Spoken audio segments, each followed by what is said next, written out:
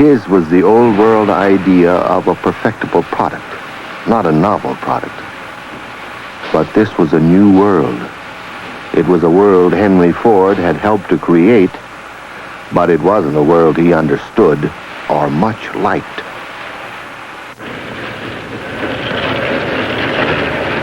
In the summer of 1932, thousands of the unemployed, unable to pull themselves up by their bootstraps, came to Washington to ask for relief.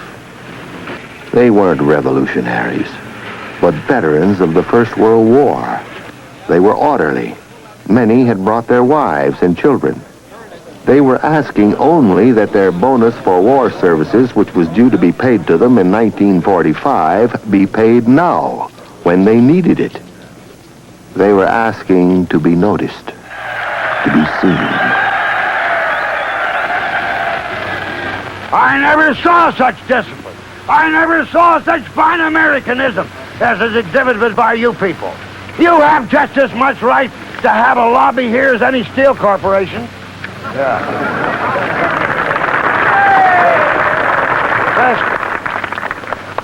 Listen, don't make any mistake about it. You've got the sympathy of the American people. Now, don't you lose it. Yeah. That summer, Herbert Hoover, in a campaign against Franklin Roosevelt, was fighting for his political life. He had lost the sympathy of the American people. And though hardworking and well-intentioned, he had no idea how to regain it. No doubt, the men of the Bonus Army, ragged and hungry, compared themselves to the men of Valley Forge. Hoover did not see the resemblance. He wouldn't receive them. From his White House windows, he looked down and didn't know what to do. None of this should have been able to happen in the America that had elected Herbert Hoover president. In Washington, the United States Army, with tanks and tear gas, was at last called out against the Bonus Army.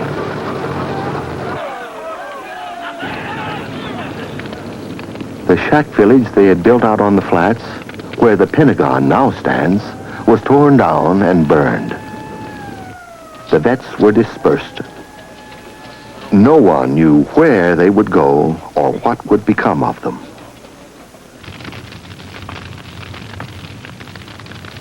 Hoover had always insisted that the Bonus Army had been stirred up by communists in their ranks.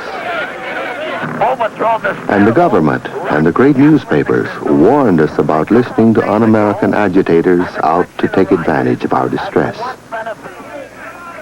But if the Army and the police were all that stood between us and Red Revolution, what had become of democracy? Had free enterprise failed? Would we survive at all as a people? America was turning into a place we did not recognize, and we were faced with a future we could not imagine.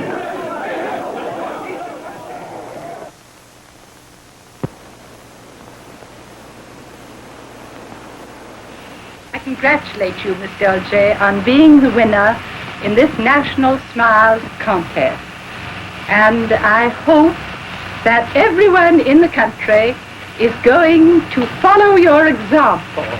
And all of us are going to smile through our troubles and through our difficulties.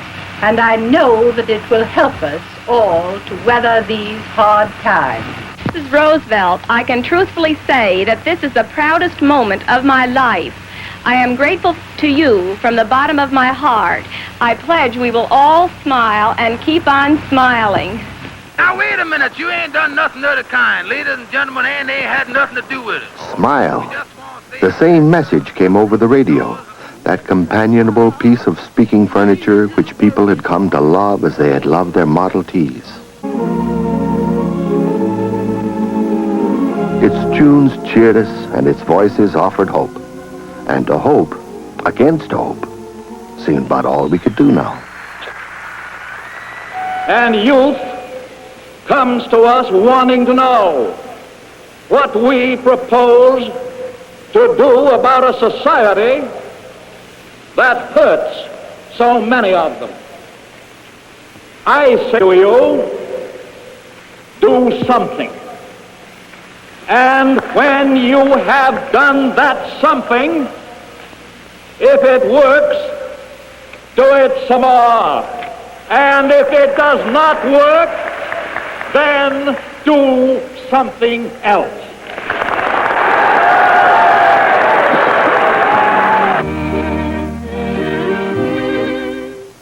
Do something. Well, we were to try through the whole of that decade to get just one small airship tied up to that glittering spike on 34th Street and 5th Avenue.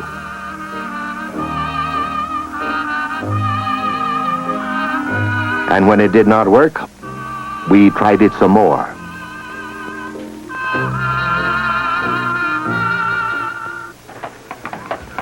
In fact, if you look now at the newsreels and the movies and the popular magazines and listen to the songs, it seems as though we were all to keep the great American adventure afloat through sheer effort of goodwill. Who's afraid of the big bad wolf? Well, in 1933, in the face of what might well have been a total European-style financial collapse, we all were.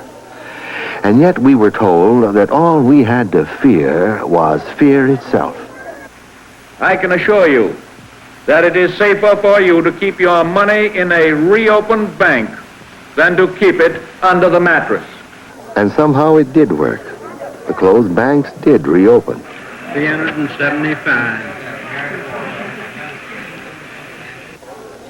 And $1, if you had one, would still buy you dinner. I'd like to get my money. It needs no prophet to tell you that when the people find that they can get their money, that they can get it when they want it for all legitimate purposes, the phantom of fear will soon be laid. Gee, that's a relief. It is your problem, my friends, no less than it is mine. Together, we cannot fail. Here's a charity that's not only practical, but positively cheerful. Mrs. Lois Jordan started in a small way to help the down and out, and now look at the business she's doing. Here, you over there, try that on. Was there ever such a jolly charity? Quiet, quiet, quiet, quiet. Everybody quiet now. We're going to make some of the sound pictures now. And if faith and charity weren't enough, there was always hope. Bingo, chain letters, box top contests, the Irish sweepstakes. No such thing as no chance. I've been taking those tickets for years. I have been taking those tickets for years. And I always have had hope that I'll win. And I always had hope that if I'll win. And this dog, my dog, I brought it up, from a pup. And He's 3 years old now. He's 3 years old now. And he sure brought us this luck. And he sure brought me this luck. We treat him right. We take care of him. And the island must be heaven because my money came from there. Well, I got my break at last. I've been waiting for this for a long time. Now that I got it, I'm going to take care of my mother and father as good as I possibly can. And what do you think? How do you feel about it? And? Why, I feel so happy I could scream. Well, why don't you give the boys a good 2-3 substantial scream? Oh! Oh! Oh! It's me, oh Lord, standing in the need of prayer. When popular media like the newsreels did show us the lost and the hopeless, it was likely to be soap opera tragedy, couched in the thrilling language of the confession magazines. In this unique prison, women are held for every crime from a misdemeanor to murder. A peaceful workroom, but a place of bitter tragedy. Here is the first woman in the United States sentenced for life under the new Lindbergh kidnapping law. Who can understand a woman mad with jealous rage? Rosetta was such a woman. Girls, I want to tell you something this afternoon, and I hope you profit by it. I killed a man through jealousy, and for that vast mistake, I must spend the rest of my life in jail. Of course, here the people are very good to me, but there's no place like home, as you know. I'd much rather be home with a crust of bread and a corner to sleep in than any prison. And I hope that you, too, will see that it doesn't pay. Crime doesn't pay in any way. But we must remember these are real people. In the darkness of the movie theater, they slipped like dreams through the viewers' minds, even as they do now through yours. Yet they lived. Their shame was real. Their hope was infectious. Their stories were true.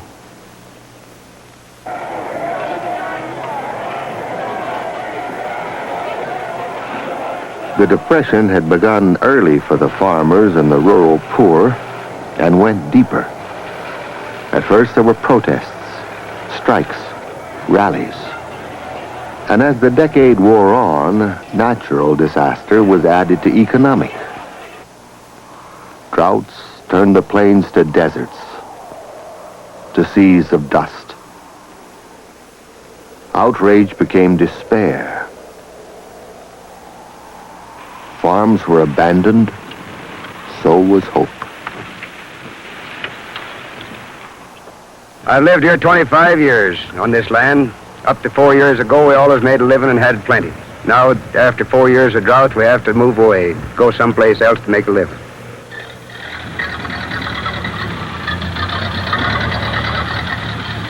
Looking for somewhere else to make a living. And yet there seemed to be no somewhere else. No place for a fresh start. America seemed stopped, stalled. Even our birth rate was declining.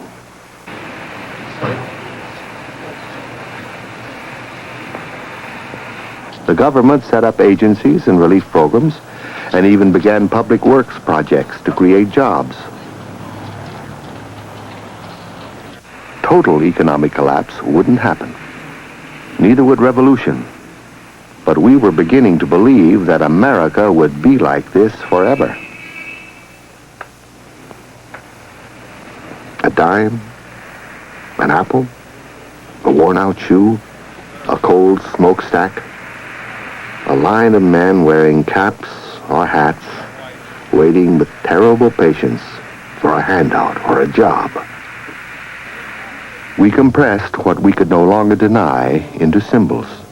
Then perhaps they could be dealt with.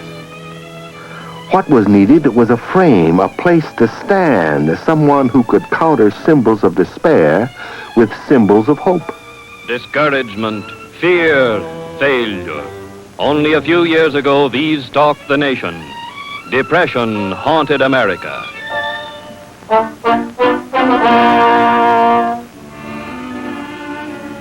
We groped, we struggled, we found the way to better times.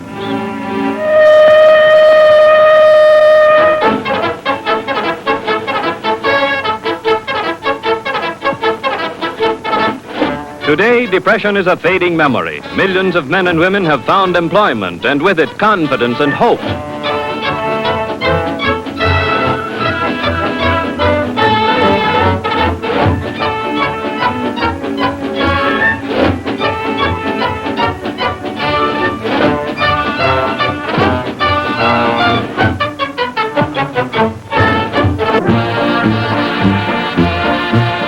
The greatest symbol of hope was, of course, FDR himself.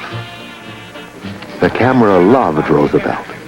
He was brought before us more vividly than any president had ever been by the thrilling reality of eyewitness radio. And those broadcasts became themselves events in the weekly newsreels. Terrible. This is one of the worst catastrophes in the world. It's a terrific crash, ladies and gentlemen. The smoke and the flames now, and it's over humanity. The New Yorker. It's been called the best magazine in the world, probably the best magazine that ever was. See if you agree. Call this number and get 52 weekly issues of the New Yorker for just $25.95. That's $50 less than the cover price. Week after week, the quality of the New Yorker speaks for itself.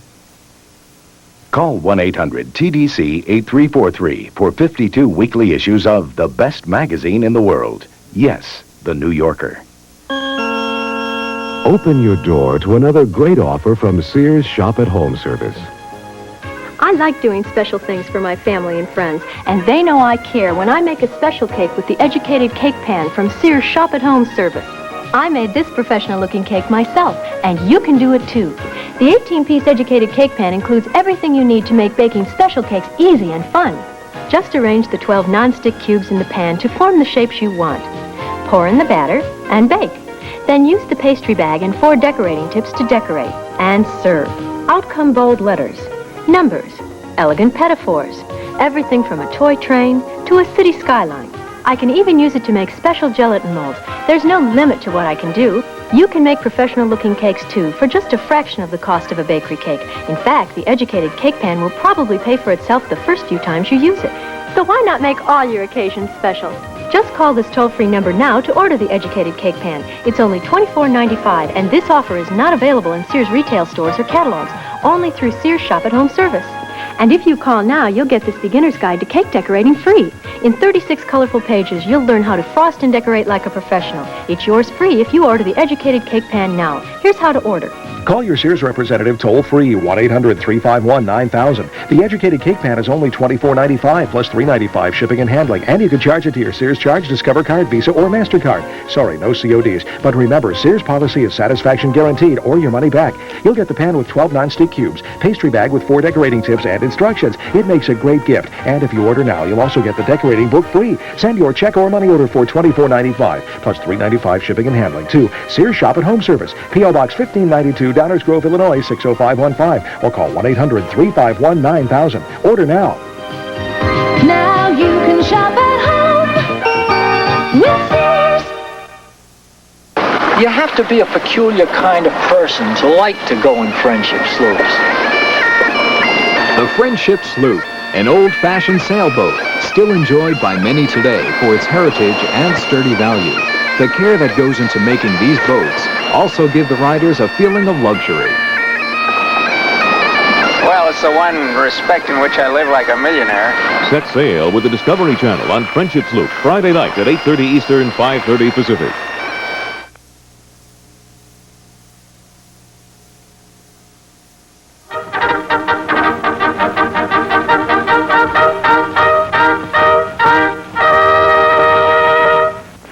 I want to tell you what has been done in the last few days, why it was done, and what the next steps are going to be.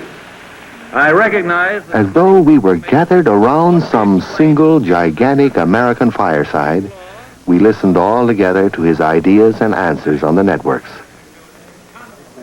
And then in the newsreels, we watched ourselves listening. Roosevelt used these new media to promote national recovery programs of a size and scope we've never experienced before. And there's the answer. More work for more people with more wages. The Blue Eagle shows the way. Wherever you see this eagle, this blue eagle, you will know that it is the sign that the man who displays it has done his part and is carrying forward the President's program. The National Recovery Act was in fact a complex and daring piece of social legislation, an attempt to manage the economy through wage and price codes. But to most working people, it was a simpler matter than that. I got a position at this bank after being out of work for 2 years, and am I happy? What most of America hoped to see in the Blue Eagle and the New Deal was a happy ending to this depression. We were learning in 1001 Nights at the Movies that any story could have a happy ending. Mr. Cromwell, I've got great news for you. What's exciting? The Depression is over. The Depression is over? Over. Do you realize that? Factories are opening up. Men are going back to work by the thousands. Our farm products are being sold the world over. Savings accounts are heaping up. The banks are pouring out new loans. There is no unemployment. Fear has been banished. Confidence reborn. Poverty has been wiped out. Laughter resounds throughout the nation. The people are happy again. We're out of the red. Put yourselves together. Together in time.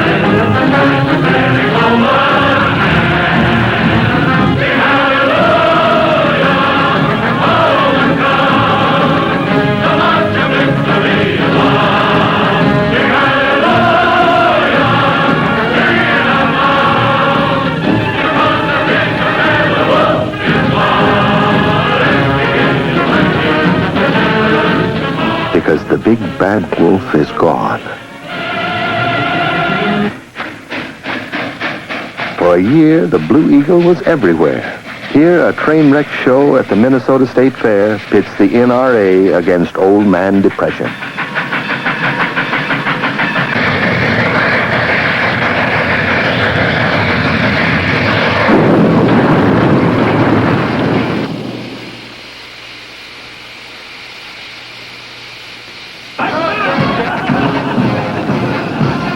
By 1935, the NRA was gone, declared unconstitutional.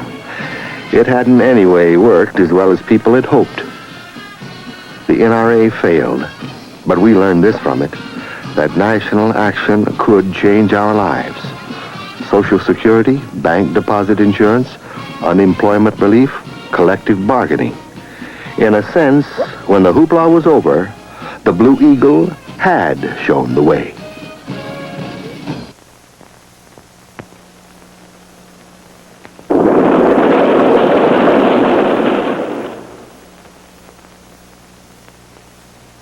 Bartlett, may I ask a question? Good.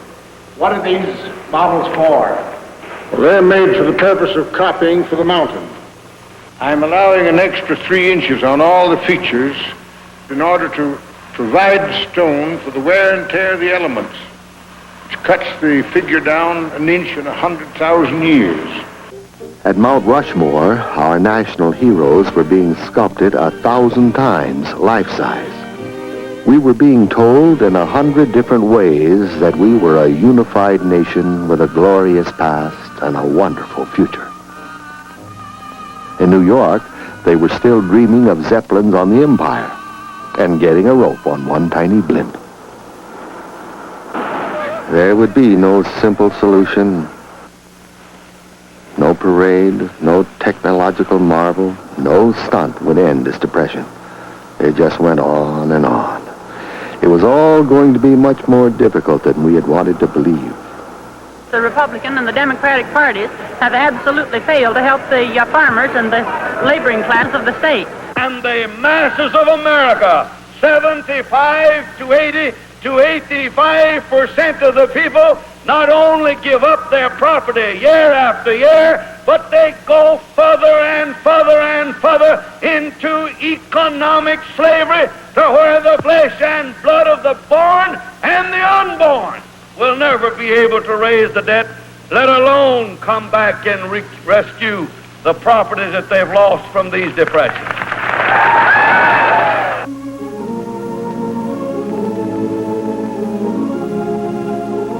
One Man's Family, brought to you by Fleischmann's Yeast. One Man's Family is dedicated to the mothers and fathers of the younger generation and to their bewildering offspring. We were not one family in America. The divisions in our society remained. The rich would never again be as rich as they had been, but they kept their place. On the rungs below, we worried and tried to hold on and studied new ways to get a step ahead.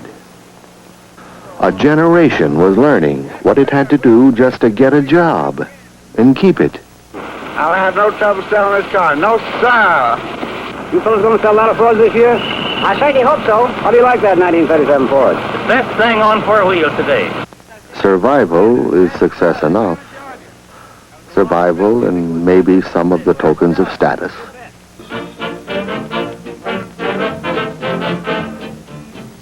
A little security. If not for yourself, then for your kids. Dad can still bring home a new Ford for his family. It's not as cheap as his dad's Model T, but he's bought it on the payment plan. Mom is quietly proud. Junior still wants to drive, and Sis still wants to bounce on the seats. The house is mortgaged. The scene is Middletown. Nothing has changed. Everything has changed.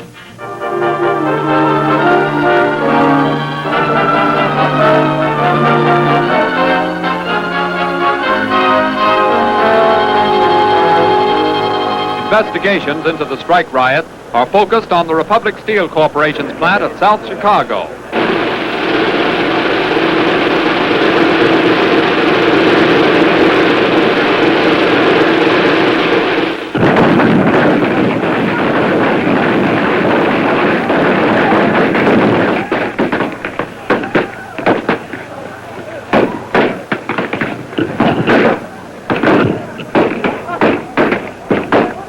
In all, 90 men and women went to hospitals for treatment. But there were 5 who died from bullets or from head wounds. Labor leaders declare that... In fact, the Republic Steel strike was worse, more cruel and violent than the impartial camera could or would record. Still, attempts were made to suppress this newsreel. There was fear it would incite riots.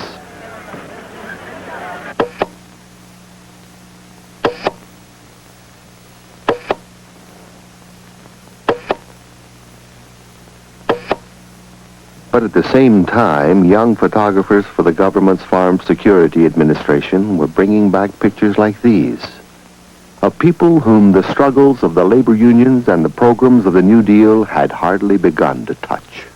Did America really look like this? No one would starve, the government said. But maybe there was such a thing as no chance. And at the same time, the planners and the thinkers and the government were urging us to reimagine America. If we all worked together, they said, it could be a cleaner, better, safer place. A place where the rural poor were no longer neglected, where labor made a steady advance into the middle class, and the rich went to work every day like other folks.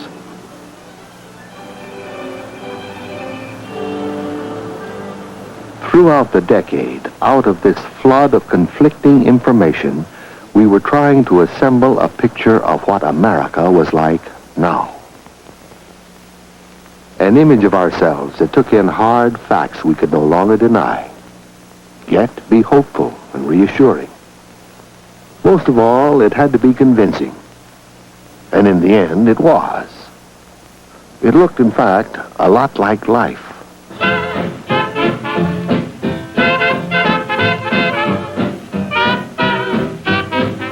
One life photographer said, we had an insatiable drive to search out every facet of American life, photograph it, and hold it up like a mirror to a pleased and astonished readership. Life was a success because it did seem to us the true mirror we had been looking for.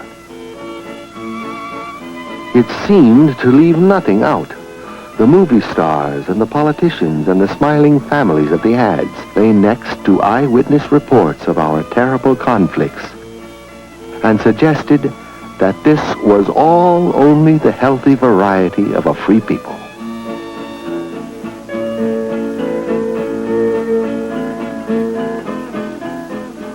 When life showed us the face of poverty, framed by ads and captions, we could feel that something should be done for these people. We could even feel that something had been done, simply by their being so truly seen.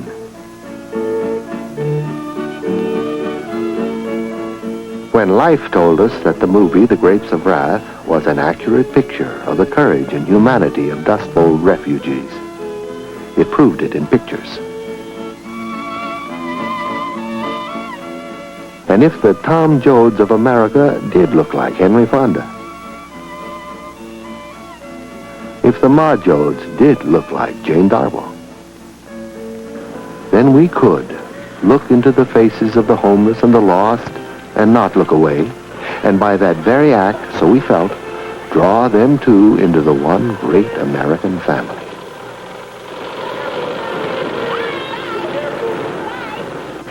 We're sure taking a beating. I know. That's what makes us tough. Rich fellas come up and they die, and their kids ain't no good and they die out. But we keep a-coming. We're the people that live. They can't wipe us out. They can't lick us. We'll go on forever, Pa, 'cause we're the people.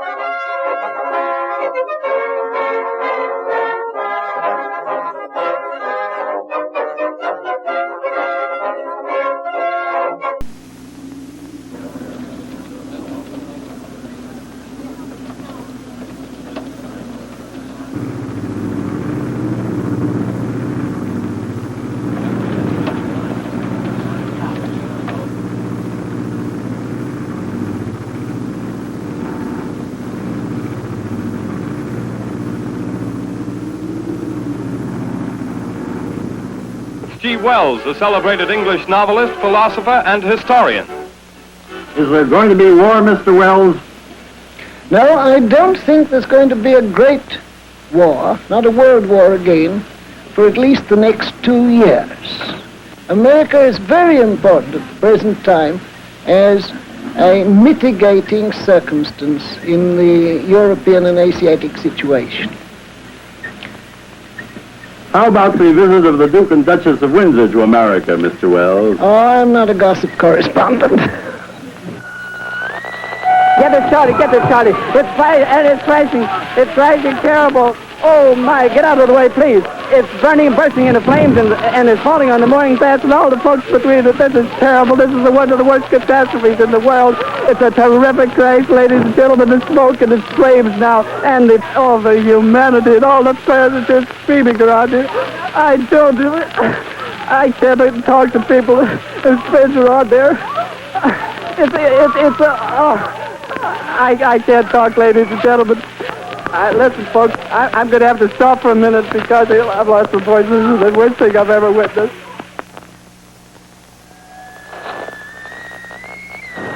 New York, in the network headquarters. Columbia calling Berlin. Columbia calling Berlin. Come in, Berlin.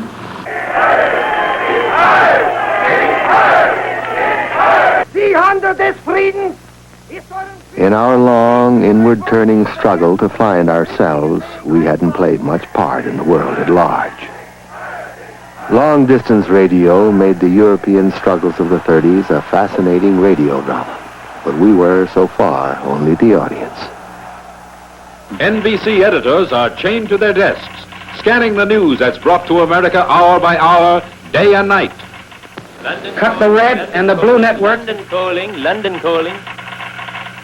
Horrible. Fantastic.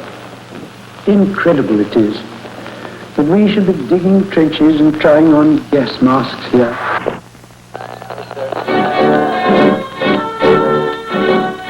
Ladies and gentlemen, we interrupt our program of dance music to bring you a special bulletin from the Intercontinental Radio News. We take you now to Grover's Mill, New Jersey.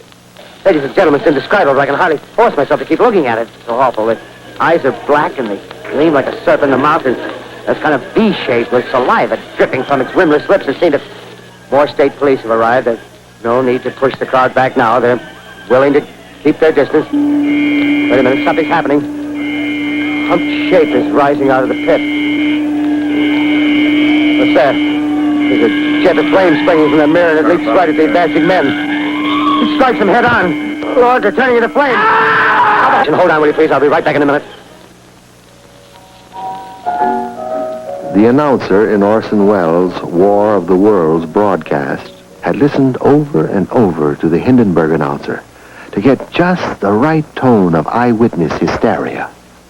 And was it odd that when bombs were falling in Spain and Manchuria, when sudden death from the air was a real possibility, that Welles' broadcast was convincing? It was radio. It was eyewitness. We take you now to the end of the world.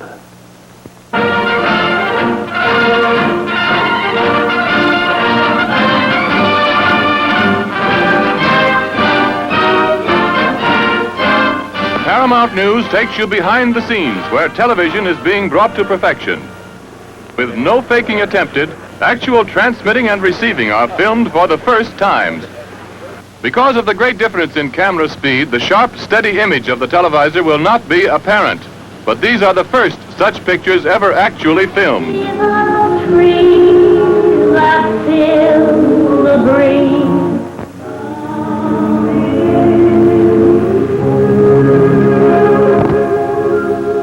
Philo T. Farnsworth, pioneer in the development of television. Television is about to emerge from the laboratory to bring into your home news, entertainment, and material of educational value.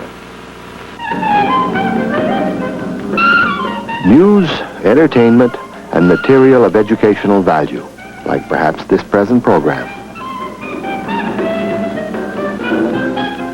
Had Philo T. Farnsworth then seen the future? No, I don't believe he had. He was only in the process of inventing it.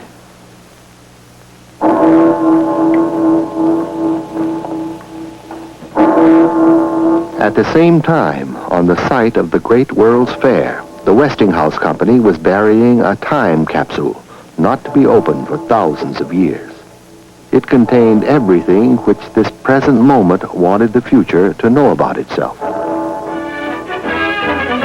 Among many things, it contained a newsreel showing representative scenes of 1938. It presented some sports, and a fashion show, and a bombing, and a parade, and a stunt. The stunt was Howard Hughes' solo flight around the world.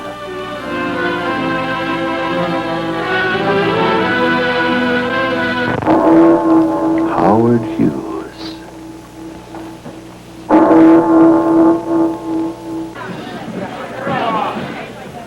The fair's theme was building the world of tomorrow. The great corporations that erected pavilions at the fair were eager to forget the Depression and unwilling to imagine the war. The image of a revitalized America they offered us was wonderful and convincing.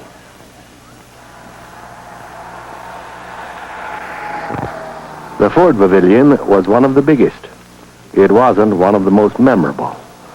A Ford executive admitted that the General Motors Futurama was more exciting, but insisted that his show pushed the product better. Mr. Ford, will you tell us? Henry Ford was old, ill, and locked in bitter labor struggles. World's Fair. Fine. Did you go back in your car now? Yeah. Right here. When he died in 1947, a lot of people would be surprised.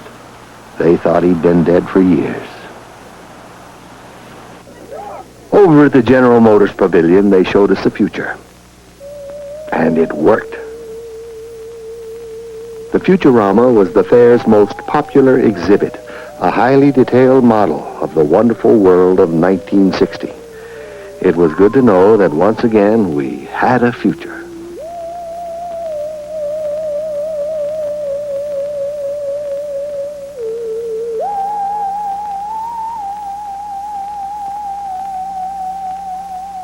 The men and women of the Depression decade imagined many futures for themselves and their children. Some of them grim, some of them wonderful. None of them happened. Not really. Not the future of stainless steel skyscrapers and stately zeppelins. Not the future of red revolution or endless depression. Not the Futurama. But we can only make the future out of the fears and desires of the present. There is no other way to see it. And we make out of our memories and our records the past we need. It changes as we change.